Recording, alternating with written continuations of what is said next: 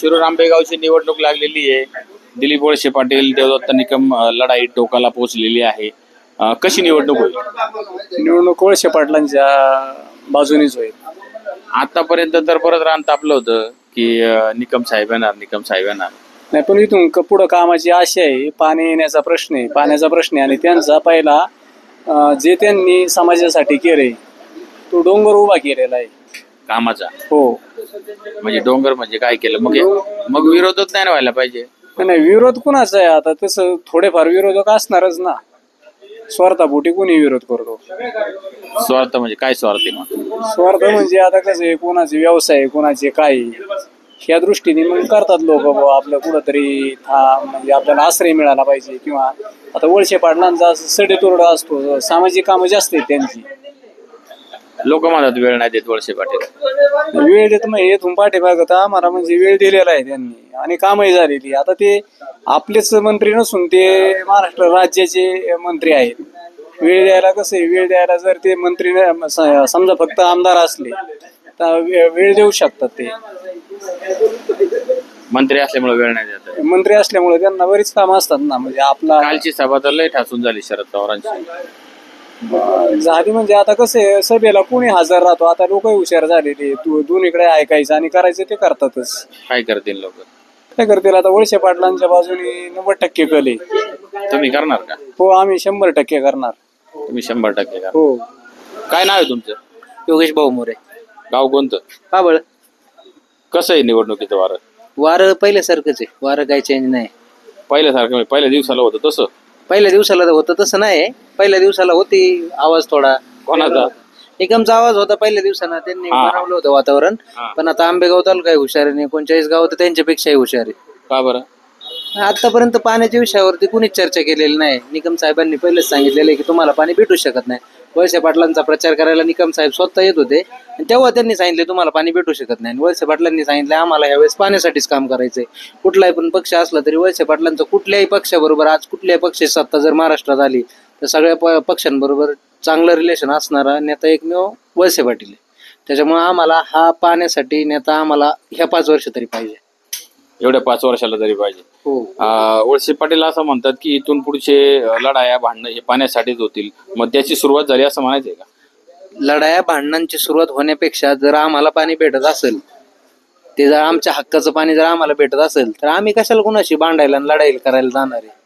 त्या लढाया भांडणं त्यांची ती राजकीय भांडणं आहे, राजकीय लढाई आहे. त्यांना बाहेर गावाला पाणी द्यायचंय, दुसऱ्या ठिकाणी पाणी जाणार आहे, त्याच्यावरून भांडण्याची त्यांच्या पातळीवरती, वरच्या पातळीवरती ते निवडतात. आता बऱ्याच ठिकाणी फिरल्याच्या नंतर लोकांचं असं म्हणणं येतं की नाही वळसे पाटील चांगला माणूस आहे, देव माणूस आहे, पण त्यांनी ते बीजेपी बरोबर जायला नको होतं.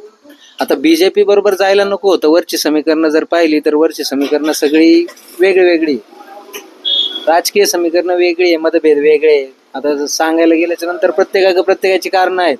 आपण एक आता जनसामान्य व्यक्ती म्हणून तुम्ही मला विचारताय, मला आतमधली सगळी कारणं माहिती, पण आपण ती बोलू शकत नाही. कारण आता साहेबांना सोडून गेलं किंवा काय केलं, साहेब पण कुणाला तरी सोडून गेलेच होते ना, शरद पवार साहेब. हा. आणि आम्ही वैयक्तिक मराठा समाजाचे, आम्ही मराठा समाज म्हणून काय केलं साहेबांनी? आम्हाला वंचितच ठेवलं ना आरक्षणापासून. आमची पण साहेबांवरती भूमिका होती, साहेबांवरती भावना होती. मग त्यांनी पण आमच्यासाठी करायचं होतं ना. आम्हाला आज आरक्षण मागायला लागते, आज आरक्षणासाठी भांडावं लागते, त्याच्यासाठी सुद्धा राजकारण केलं जाते सगळीकडून. मीडियावाले तुम्ही आमच्या आधी, तुम्हाला सगळ्या खबरी येतात, त्याच्यासाठी सुद्धा राजकारण केलं जातं. ते पटत नाही आम्हाला. ह्या पवार साहेबांचं हे जे विजन आहे ना, हे आम्हाला पटत नाही. मराठा समाजासाठी ठोक भूमिका पाहिजे होती. तुम्ही कुठल्या विचाराचे होतात पहिले? मी पहिल्यापासून बाळासाहेबांच्या विचाराचा शिवसैनिक. मग तुम्ही आता शिवसैनिक म्हणून वळसे पाटलांबरोबर आहे का? मी आता शिवसैनिक म्हणून वळसे पाटलांबरोबर नाही. आता तुम्ही बघताय पुण्यामध्ये शिवसेनेसाठी एक जागा आलेली, म्हणजे शिवसेनेचं काय राहिले? उद्धव ठाकरे गटाला. उद्धव ठाकरे गटाला पुण्यामध्ये एक जागा आली किंवा शिंदे गटालाही एक जागा आली. शिवसेना कुठं दिसते तुम्हाला? आज आम्हाला मतदान करायचं म्हणलं तरी आम्हाला बीजेपीचं पण हे नाही. युती होती आमची जुनी, तेव्हा मी तालुका अध्यक्ष होतो. बीजेपीचं कमळ चिन्ह नाही, आम्हाला धनुष्यबाणाचं चिन्ह नाही आमच्याकडे हे सगळं. मग आता ते युती बरोबर आहे आणि युती बरोबर असताना आमच्या इथं सगळ्यात ज्वलंत प्रश्न आहे पाण्याचा. त्या पाण्याच्या प्रश्नावरती जर ती लोक काम करतात, वळसे पाटलांनी जर शब्द दिला असेल, एवढा मोठा नेता आहे, 5-6 वेळा मंत्री झालेला आहे, आतापर्यंत आम्ही त्यांच्या विरोधात काम केलेलं आहे.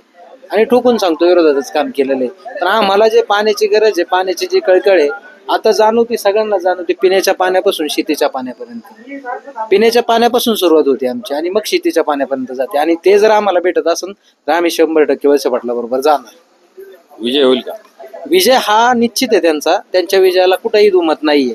पहिले सुरुवातीला जे वारं होतं ते वारं आंबेगाव मध्येही होतं, ते वारं 39 गावामध्येही होतं, पण आज ते दिसत नाहीये. आता बोगदा बोगदा बोगदा जे म्हणत होते ते काल निकम साहेबांना तिथं बोगद्यावरती पवार साहेब बोलले, पण बोगद्यावरती पवार साहेबांनी एकही भाष्य केलं नाही. तुम्ही जसे म्हणले की त्यांच्या पाण्यावरतून तंटे चालू होतील, युद्ध चालू होतील, त्या युद्धाशी आम्हाला घेणं नाही. आमची पण पोळी भाजली पाहिजे. आम्ही पोळी भाजली पाहिजे म्हणण्यापेक्षा आम्ही कितीतरी वर्षापासून वंचित आहे पाण्यापासून. ते आमचं हक्काचं पाणी आम्हाला भेटलं पाहिजे. वळसे पाटील इतकं चांगलं काम करूनही आजही त्यांना विरोध होताना दिसतोय. विरोधकांचं कामाचे विरोध करणं. आता आमच्या गावामध्ये तुम्ही पाहायला गेलं तर आम्हाला महाविद्यालय, सगळ्यात लास्टचं महाविद्यालय पाबळसाठी भेटलं. त्याच्यानंतर ते ऊर्जा मंत्री होते त्यावेळेस सबस्टेशन भेटलं. पाबळला सगळ्यात मोठं सबस्टेशन आज पॉवर स्टेशन आहे. त्याच्यानंतर आमच्या गावाचं नाव नसताना त्या ठिकाणी आम्हाला सरकारी हॉस्पिटल भेटलं. आणि अशी कुठलीही वाडी वस्ती नाही पाबळमध्ये की जिथं वळसे पाटील साहेबांचा विकास झालेला नाही किंवा त्यांनी विकास केलेला नाही. आणि आता मी म्हणजे ज्या वाडीतून येतो, थापेवाडीमधून, तर त्या थापेवाडीमध्ये इकडच्या टोकापासून तिकडच्या टोकापासून सगळे कामं केलेली आहेत ती वळसे पाटलांनीच केलेली आहे आतापर्यंत. मी आतापर्यंत त्यांच्या विरोधात काम करत आलो आणि आतापर्यंत त्यांनीच कामं आमच्याकडे केलेली आहे. आता आम्हाला त्यांचं काम करायचं, त्यांचं काम आम्हाला कशासाठी करायचं हे मी तुम्हाला सांगितलं. इथलं कुठलाही एक गाव नाही किंवा कुठलीही वस्ती नाही तिथं वळसे पाटील पोहोचले नाही किंवा त्यांचा विकास पोहोचलेला नाही. धन्यवाद. काय नाव तुमचं? संदेश चौधरी, पाबळ. काय वाटतं निवडणुकीत? वळसे पाटील नक्कीच विजयी होतील. कारण काय? कारण विकास कामं बोलतात या भागात सगळे. पण मग एवढे विकास काम असतानाही सभांना गर्दी होती, वळसे पाटलांना विरोध होतोय. कोण म्हटलं विरोध होतोय? लोक म्हणतात आम्ही जातोय लोकांमध्ये. नाही ना, ते विरोध हा नाहीच आहे इकडं. इकडं कामं भरपूर केली आहेत वळसे पाटील साहेबांनी. सगळे वाडी वस्त्यांवरती सगळे रोड डांबरी केलेले आहेत, सिमेंट कॉन्क्रीट केलेले आहेत. पाबळला जवळजवळ 5-6 कोटीचा ग्रामीण रुग्णालय दिलेले आहेत, ते पण न मागता साहेबांनी दिलेलं आहे. तिथं आजही 100-150 पेशंट रोज होत आहेत ग्रामीण रुग्णालयात. परत पाबळला लाईटचं उपकेंद्र दिलेलं आहे.